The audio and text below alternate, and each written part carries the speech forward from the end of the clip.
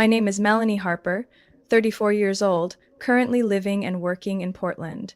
2 weeks after my mother's funeral, a cold ceremony just like my sister's gaze, I received a thick envelope embossed with a Charleston law office logo. Inside was an invitation to the will reading. No message, no phone call, no one had bothered to notify me beforehand. I held the envelope in my hands, my chest tightening with every beat. My name was handwritten on the front in neat script, Miss Melanie Harper, as if I were a guest at a family event I was never meant to attend. Why was I the only one kept in the dark? I remembered the funeral clearly. My sister, Vivian, handled everything, from the funeral home, the casket design, to the press release sent to the alumni associations where Mom once taught. I arrived exactly 5 minutes late due to a flight delay, and the moment I walked in, Vivian turned and looked at me like I was an intruder who had slipped past security. She hugged guests, gave speeches, and never gave me even one moment alone with Mom. When I tried to approach the casket and touch the cold hand I'd once held throughout childhood, Vivian stepped in front of me and whispered just loud enough for me to hear, "Don't ruin the atmosphere, Melanie. Mom's at peace now." That sentence sliced through me like a razor. After the service, I stood under the old oak tree near the cemetery, waiting for her to come talk to me. But she didn't. She walked past me like I was invisible. No questions, no embrace, no shared grief. And now, just 2 days before the will reading, I was finally informed by a soulless sheet of paper lying quietly on my apartment floor. I sat in silence for a long time. The old silk handkerchief my mom had given me when I started college, still tucked inside the drawer next to my chair. I pulled it out, ran my fingers along the edge, where her initials were embroidered. D.H.M. Dorothy Harper Miller. My mother's name. I folded it back carefully, stood up, and began to pack. If Vivian thought I would stay away so she could take center stage, she clearly underestimated me. As I drove into Mom's old estate in Charleston, the magnolia trees lining both sides of the road still gave off their sweet scent, but it no longer carried any warmth. The iron gate opened slowly, as if unsure it wanted to let me in. I parked in the back, near the gardener's shed, the same place I always parked during summer visits. The front entrance was reserved for Vivian and her important guests. Elise, the longtime housekeeper, opened the door. She cracked it slightly, her expression uneasy when she saw me. "You really came back." I nodded, offering no blame. Maybe she was under Vivian's pressure, too. Inside, the house looked unchanged, still smelled faintly of fresh lemon and lavender. Mom always liked things neat and tidy. But the feeling was different now. It didn't feel like home anymore. Before I could fully step in, I heard the sharp rhythm of heels down the hallway. Vivian appeared, looking like a catalog model for a high-end home furnishings brand. Cream silk dress, hair in a tight bun, deep red lips, holding a glass of white wine. "Oh, Melanie," she said, her voice a blend of mockery and fake surprise. "I thought you were too busy to make it." I held up the envelope, saying nothing. "Yes, an invitation. Just don't forget this is a will reading, not an open mic for feelings." I didn't respond. I didn't need to. She turned away, leaving behind a trail of expensive perfume in the air. I stepped into the living room. Eyes from distant relatives and family friends slid away from me. Only Uncle Raymond, Mom's younger brother, nodded at me from the corner. A silent acknowledgement. I was here, and I had every right to be. I sat in the chair by the window, directly across from Vivian. My hands rested on my lap, gently clasped. I wasn't here to fight. I just wanted to know what my mother truly wanted. I hadn't even settled into the wooden chair by the window when the sharp click of high heels echoed from the backyard. Elise stepped in to inform me that everyone had gathered outside for the will reading.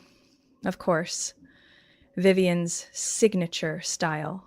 White chairs, a long table, pale blue striped linens under blooming trellises. I followed the hallway out to the patio. The air was thick with jasmine and dried orange peel. Guests in expensive summer outfits murmured in soft conversations, sparkling mimosa glasses in hand. As I stepped down the stone steps, an odd hush rippled across the space. Vivian stood at the head of the long table, right beside her husband, Warren, the man who had never strayed from his role as background furniture at every family event. He didn't speak, didn't act, just nodded on cue and stood exactly where he was supposed to. I took the empty chair near the far end of the table, seated between two distant aunts I only ever saw at Christmas. No one greeted me. Vivian's voice rang out, as syrupy as it was laced with venom. "Oh, Melanie, I thought you'd forgotten the way home." A few guests chuckled weakly, the sound brittle like glassware hitting porcelain. I pressed my lips together, saying nothing. But Vivian wasn't finished. She looked around, raising her voice like she was making a toast. Mom always wished to have all her children present for important moments, even the ones who only show up once in a while. More nervous laughter followed, mixed with side glances aimed at me from up and down the table. I tightened my hand on my lap and reminded myself, don't react. Don't give her what she's fishing for. Just then, Attorney Monroe emerged from the glass doors at the back of the house, holding a brown leather folder. He was in his 60s, silver hair, upright posture, and the kind of serious face that made you sit straighter just by looking at him. Vivian moved swiftly toward him, placing a hand lightly on his arm as if they were old friends. "We truly appreciate you taking the time," she said with formal sweetness, though her eyes darted straight at me. "I'm sure everything will be cleared up now, no more confusion." I noticed her lean slightly, sliding a thin white envelope beneath the tablecloth in the direction of Uncle Eugene, Mom's youngest brother. The motion was quick, practiced, and sharp. I saw it, but no one else seemed to notice. Attorney Monroe nodded courteously and set his documents down on the table. "Before we begin reading the will," he said, "I need to confirm the presence of the primary beneficiary." He turned to me and extended a verification form. I took it carefully, glancing at the title. Verification of Identity and Participation Rights. As I reached for a pen, Uncle Eugene, the same one who had just received that envelope, spoke up. "I didn't have to sign anything last time." His voice was surprised, but there was an undertone of unease. "I'm simply following protocol," Monroe replied calmly. "There are some unique conditions this time that require additional confirmation." Vivian smiled as she poured more water into her glass. "Of course," she said smoothly. "Surprises should be tightly managed, shouldn't they, Melanie?" I signed the paper without flinching, but deep down, I felt it in my bones. This wasn't just a reading. It was a performance. One Vivian had staged, rehearsed, and designed down to the last whisper. A breeze stirred the vine-covered arch above us. I caught the look she gave Uncle Eugene, their eye contact too coordinated to be grief. It was a deal, a calculation, and I began to understand. She didn't just want me out of the room. She wanted me humiliated, undone, erased, like I had never existed in our mother's story at all. I slipped my hand into my bag, brushing against the silk handkerchief Mom had once given me. "She thinks I came here to hear my name skipped over?" I straightened my spine and locked my gaze on Vivian. She smiled back, confident, calm, like everything was already in her control. Attorney Monroe removed his glasses, pulled out a stack of documents embossed with an official seal, and turned the first page with the same silver-ringed finger that made even routine gestures feel weighty. The air under the pergola thickened immediately. Birds chirping in the distance suddenly sounded like echoes from another world. "I will now begin reading the official, notarized will dated March 7th, he said, voice deep and steady, each word dropping like a stone onto the table so carefully arranged. I kept my eyes on the tabletop, but my ears caught every shift in breath around me. "According to the final wishes of Mrs. Dorothy Harper Miller," Monroe continued, "her entire estate, real property, financial assets, personal belongings, and all residual income shall be transferred to her sole heir, Miss Melanie Harper." A wine glass clinked against a porcelain plate at the far end of the table. A soft gasp slipped from someone's throat. And then, complete silence. I stayed still, hands folded on my lap, trying to hold my composure, but inside it felt like someone had punched me in the chest. Not from joy, but disbelief. Me, the one always treated like the outsider, was the one my mother had trusted most? Vivian shot to her feet like she'd touched a live wire. "What did you just say?" Her voice cracked high and sharp. "There must be a mistake. That can't be the final version." Monroe didn't react. He simply turned the page, his tone unaffected by emotion. "I can confirm that this will was signed in the presence of 2 independent witnesses and notarized in accordance with the laws of the state of South Carolina." Vivian scoffed, but the shake in her laugh betrayed her. "No, no way. She wasn't even here when Mom was sick. I was the one taking care of everything. I'm the eldest." Aunt Margie, seated beside me, nudged my elbow and whispered, "Sweetheart, I didn't see this coming." As I said nothing, even my breathing felt like it needed to stay level. "She must have manipulated her," Vivian said, louder now, pointing directly at me. "Melanie always knows how to twist things to revolve around herself. My mother would never do that. Never." Uncle Eugene cleared his throat awkwardly, staring down at his palms like he wanted to disappear. Monroe finally looked up and spoke again. "In addition to the main content, Mrs. Dorothy also left a personal letter addressed to Miss Melanie. I'll provide that at the end of today's session." Vivian couldn't sit still. She lunged forward toward Monroe, but Warren gently caught her by the arm. "Just breathe," he whispered firmly. "I have the right to know everything in that will," Vivian shouted. "I organized the funeral. I handled the banking. For the record," Monroe cut in, his voice lower now, "those arrangements were made contrary to Mrs. Dorothy's wishes. In the handwritten letter, she cited that interference as one of the key reasons she felt compelled to revise the will entirely." Vivian froze.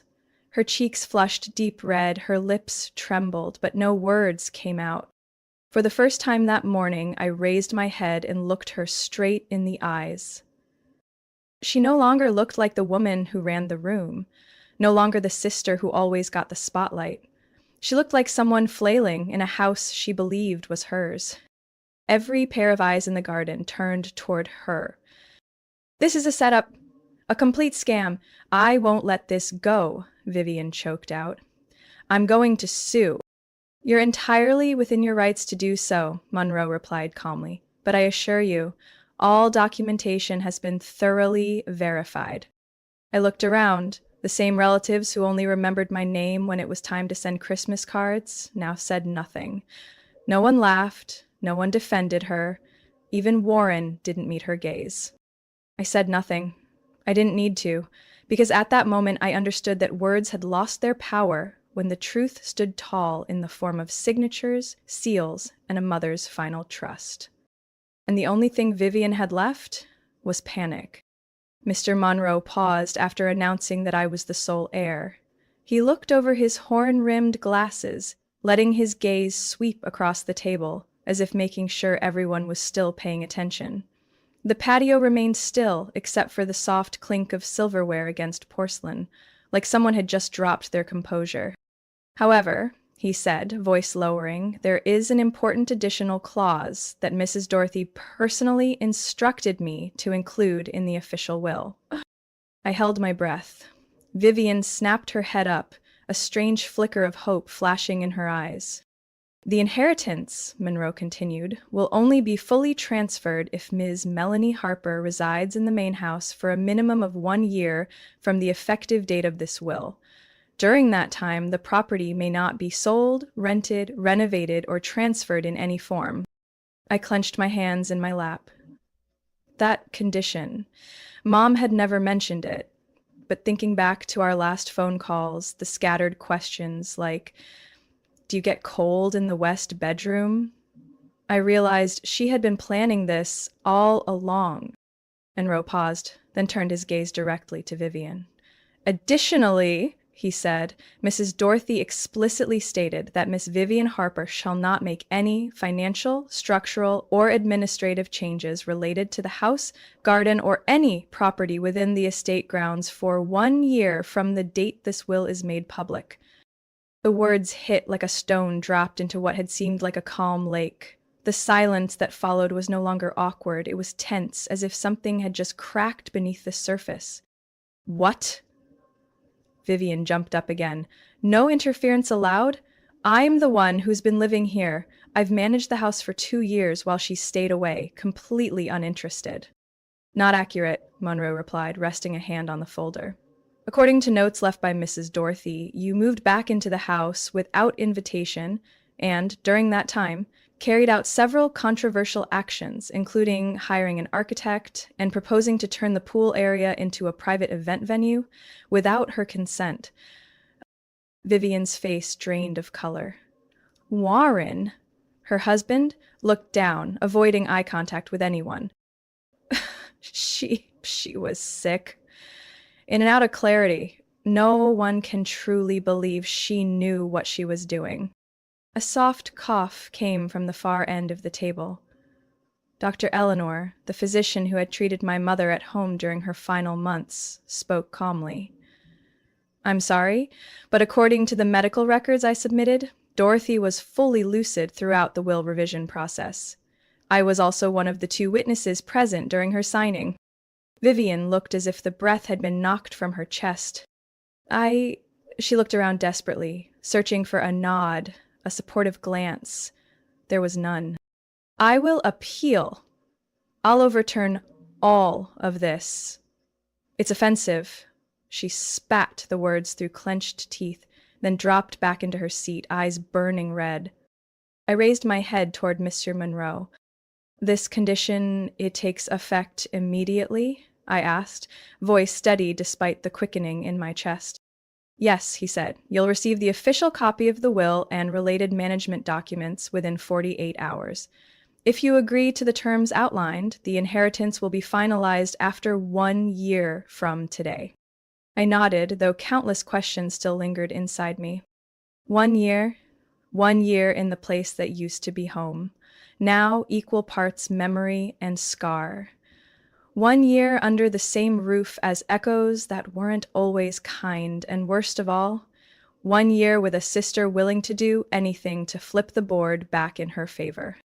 The late spring breeze gently swept through the rows of flax plants behind the garden. The leaves stirred slightly, as if whispering secrets only the quiet could understand. I hadn't moved from my chair. The dizziness after everything Mr. Monroe had read faded quicker than I expected. Part of me knew this wasn't the end. When Mr. Monroe pulled an ivory envelope from his folder, sealed carefully, I already knew what it was. This is a handwritten letter Mrs. Dorothy left for Miss Melanie, he said, handing the envelope over with both hands. Signed, dated, and witnessed independently. You may keep it private, but if you'd like to share, we're ready to listen. I stared at the handwriting on the front. To Melanie, my daughter. The script still tilted slightly, soft and graceful, but something about it felt firmer, more certain than in years past. I opened the letter, my hands trembling slightly. Not from fear, but because, deep down, I had never truly believed Mom was ever on my side. I took a deep breath and began to read, softly, but loud enough that everyone around the table held their breath. Melanie, if you're holding this letter, it means I'm no longer here to explain things, and I'm sorry for leaving you alone for so long. There were years I let you fend for yourself in this family's empty spaces. When you moved away, I didn't stop you. When you stayed silent, I didn't ask why. But I watched. When you sent flowers for your sister's wedding, when you quietly paid my first month of hospital bills, I knew. And I never forgot. I paused. Across the table, Vivian was gripping her glass so tightly her knuckles had turned white. Leslie continued. Vivian once told me this house was a waste, that selling it could fund a new future, clear away everything old. I refused. But while I was being treated for pneumonia, she went behind my back, contacted a realtor, even brought in photographers to stage the interiors. Melanie, you were the only one who ever asked what I wanted instead of telling me what I should do, and I rewrote everything the day you sat beside me, held my hand, and said nothing. I didn't change my will out of anger. I did it because I wanted someone patient enough to preserve this home, even just for 1 year, and I knew you were the only one who could. I clenched the letter. The garden was silent. Even the birds had stopped singing. Vivian stood up for the third time. Lies, she shouted. That letter proves nothing. Mom was sick. She wasn't in her right mind. She was lucid enough to keep every recording and signature, Mr. Monroe replied calmly, and sharp enough to change the front door lock right after you brought an appraisal team here without her permission. Vivian's eyes widened. She turned to her husband. Say something! You were there that day. Warren hunched his shoulders, saying nothing. His eyes stayed fixed on the rug beneath the patio, a silent but unmistakable denial. I folded the letter and laid it on the table. This isn't about winning, it's about what Mom truly wanted, I said quietly, and what she feared most was being erased while still alive. Vivian gasped for breath, her face red and trembling. I won't let you slander me, she screamed, her voice cracking with rage. I'll take this to court. You think reading a letter will make everyone believe you? I looked her dead in the eyes, unblinking.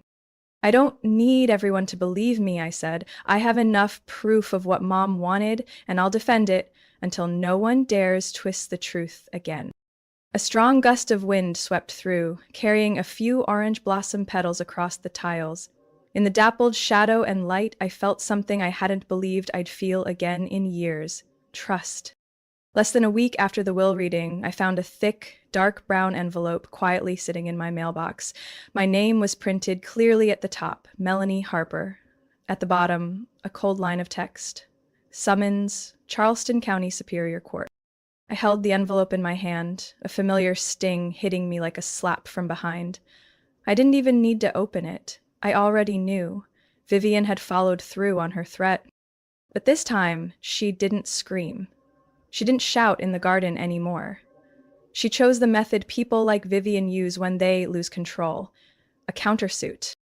In her filing to the court, Vivian accused me of emotionally manipulating a weakened patient, coercing my mother into changing her will under ambiguous emotional influence. Her attorney stated clearly that my mother no longer possessed full legal capacity at the time of signing. In other words, she accused me of manipulating a dying woman to steal her estate. I sat still in my office, the opened envelope on the desk, my fingers running over each dry line of legal jargon, but my mind could barely process it.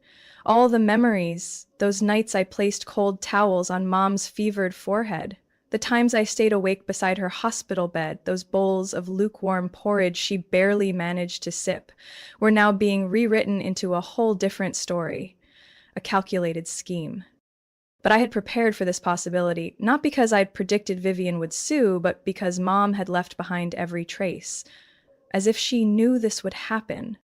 I reached into the bottom drawer of my filing cabinet and pulled out a small aluminum box, the one I had hidden since the day I returned to Charleston. Inside was a meticulously organized set of documents. On each one, Mom had written in her handwriting, "For Melanie to use if needed." I opened them. A certified copy of her medical evaluation from her primary doctor, stating, "Patient is lucid, responsive, and capable of making personal decisions." An email she sent to Mr. Monroe titled, "Revised Will, My Final Intention," in which she wrote, "I want Melanie to be the heir because she values this house, not because she's trying to sell it like Vivian attempted." A series of phone call recordings saved through an automatic app on Mom's phone. In one clip, Vivian can be heard yelling, "If you don't sign, then don't expect anyone to be on your side later." But the strongest piece of evidence was on a small USB drive hidden inside the lining of my handbag. A video testimony from the night nurse, Denise Caldwell, who had cared for my mother during her final days. In the clip, filmed on a phone, Denise sits calmly in front of the camera, barefaced and composed. I saw no signs of coercion. In fact, she personally requested I record her mental state on the day she signed the updated will. She also confided in me that her eldest daughter was secretly contacting real estate agents behind her back. I sent all the documents to my personal attorney, Teresa Lachton, a sharp woman in her 50s, known for never smiling unless necessary. After reviewing the evidence, she said just one sentence. "We're not just defending, we're going on the offensive." 4 days later, I stood beside Teresa at the courthouse office to file our motion to dismiss Vivian's accusations of psychological abuse of a vulnerable adult. I wasn't trying to humiliate my sister, but I also wouldn't let Mom be reduced to a confused old woman just to serve someone else's ambition. As we exited the filing office, I spotted Vivian standing in the hallway, arms crossed, eyes full of contempt. "You make me sick," she hissed through her teeth. "Always pretending to be the good one, but you're just a snake." I looked her straight in the eyes, unflinching. "I don't have to pretend anymore," I said, "because this time, Mom didn't leave me to fight alone." Vivian scoffed and turned sharply, her carefully curled hair bouncing with each step, but I saw something she couldn't hide. A small, growing fear behind her eyes with every piece of evidence I brought forward. The courtroom was packed that morning, from my mom's old friends and a few neighbors who used to bring her pear cobbler in the fall, to distant relatives I'd never even heard of. They were all there. News of the countersuit had spread like a summer breeze through Charleston. Sister Sue's younger sister over late mother's will. On the plaintiff's bench, Vivian wore a navy purple suit, her hair in a tight bun, makeup flawless like she was judging a cooking competition. She looked composed, but her knee twitched under the table. Beside me, attorney Teresa Lawton opened her document bag, pulled out a small silver USB, and placed it gently on the table before the judge. "Your Honor," she said, her voice sharp as a razor, "my client wishes to submit a video recorded and authenticated 3 weeks before Mrs. Dorothy Miller passed. The video was filmed by the head nurse at her hospice facility with full consent from the patient to ensure transparency in all legal decisions." Judge Jackson, a man in his 60s with eyes that never scanned a room twice, gave a small nod. "Play the recording." The courtroom fell into a breathless hush. Even the sound seemed to sink into the thick carpet. The screen above us lit up. The video revealed a simple room, white curtains fluttering in the breeze. On the bed was my mother, Dorothy. Harper Miller, frailer than before, her skin pale, but her eyes unmistakably alert. Her gray hair was neatly tied back, and she wore a cream sweater I remembered hand-washing for her during my visit in early spring. She looked straight into the camera, then offered a faint smile. "I'm Dorothy Harper Miller," her voice steady, not wavering. "Today's February 10th. I asked Nurse Caldwell to record this so that there's no doubt when I'm no longer here." Vivian leaned forward, panic flashing in her eyes. Her mom continued, "I amended my will because my eldest daughter, Vivian Harper, tried to sell the house while I was in the hospital without consulting me. I found out when an architect showed up to measure the backyard. She said she was invited by Vivian to discuss converting the property into 3 luxury villas. I never agreed to that." A murmur rippled through the back rows. "I refused to sign any transfer papers, but later discovered a contract was sent to my attorney's office with a forged signature. I can't prove who did it, but I suspect Vivian." Vivian jolted in her seat. My mom took a deep breath, her thin hands gripping the edge of the blanket. "Melanie, my younger daughter was the only one who asked me what I wanted, not what I should do. She didn't pressure me, she didn't beg. She just sat there and listened to me breathe. I rewrote my will, voluntarily. I was fully lucid when I made that decision.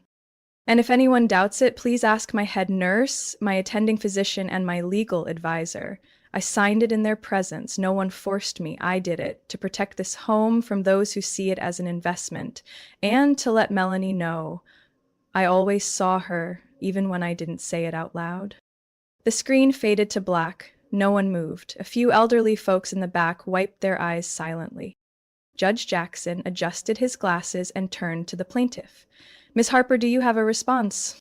Vivian shot to her feet, hastily gathering her papers like she was trying to collect her composure. "It's that video. It doesn't prove anything," she said, struggling to keep her voice even. But her tone cracked. My mother was under medication at the time. She wasn't thinking clearly. Everyone knows patients near the end become confused. You can't trust what they say. Attorney Teresa calmly stepped to the podium, lifting 2 sealed medical reports.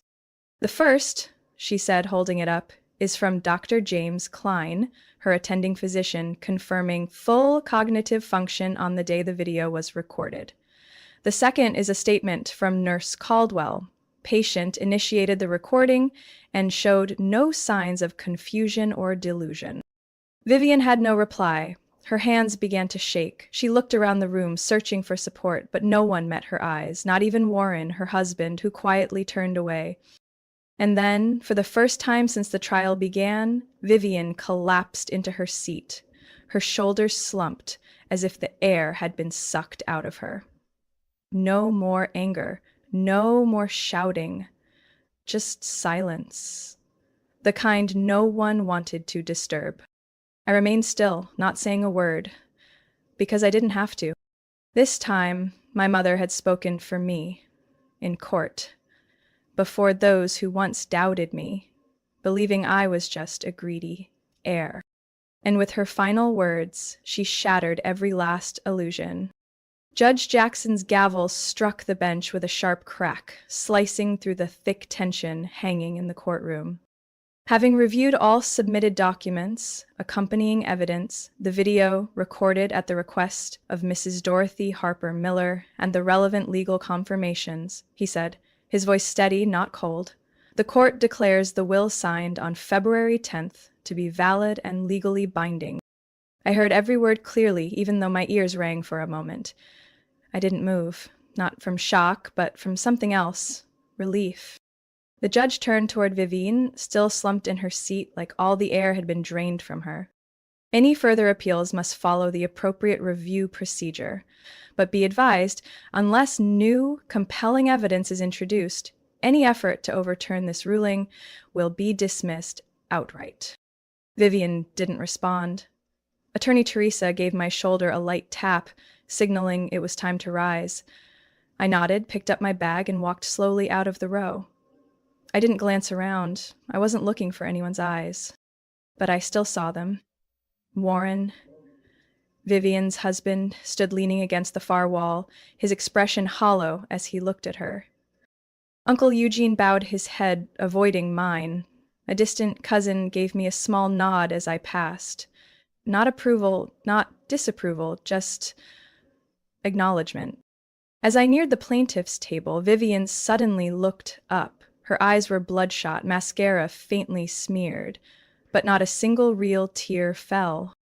"You really think you won?" she muttered, low enough for only me to hear. "You didn't win, you just acted better." I paused, turned, locking eyes with her. "I wasn't acting," I said, not lowering my voice. "I was living. You're the one who's been acting, in a house our mother never invited you into." I didn't wait to see her reaction. I walked away. The midday sun struck my face as I opened the courthouse door. The air outside felt lighter. The press crowd in the corridor looked drained from waiting. A few raised cameras when they spotted me, but there were no shouts, no pushing. A young reporter, petite and bright-eyed, stepped closer. "Miss Harper," she asked, "do you feel satisfied? Having just won against your own sister?" I looked at her for a moment, then shook my head. "This isn't a win. This is protection," I said. "I didn't take anything from anyone. I simply stood by the only person who ever stood by me." And I walked away. No justifications, no clarifications. Behind me, the courtroom door closed. I didn't need to turn around to know Vivian was still sitting there, alone, in a room full of people who no longer stood with her. That afternoon, I returned to my mother's old house. On the wooden coffee table, I placed the certified copy of the court-approved will on the bookshelf, right next to a photo of my mom smiling in her lavender garden. I didn't open a bottle of wine. I didn't call anyone to celebrate. I simply sat in the old armchair, my mother's favorite for late-night reading, and let the quiet settle around me. Not because I was alone, but because at last I had come home. Not as the forgotten daughter, but as the one chosen. Not because I was the most successful, but because my mother knew I wouldn't sell this house. I wouldn't bulldoze her memories. I wouldn't use her death as a tool to control others.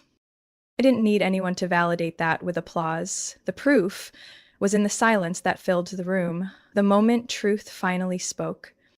From someone once treated like a shadow in her own family, Melanie stood up to defend the truth, her mother's honor, and the memories that mattered most. She didn't fight back with anger, but with faith, evidence, and unwavering resolve. Melanie's story reminds us justice doesn't have to be loud, and real love always leaves a trace, even after someone is gone. In a world full of deception, honesty and loyalty can still make the truth heard. What do you think about Melanie's choices and how she protected her mother's legacy? Share your thoughts in the comments below, and don't forget to follow the channel for more powerful stories about family and the ties that shape our lives.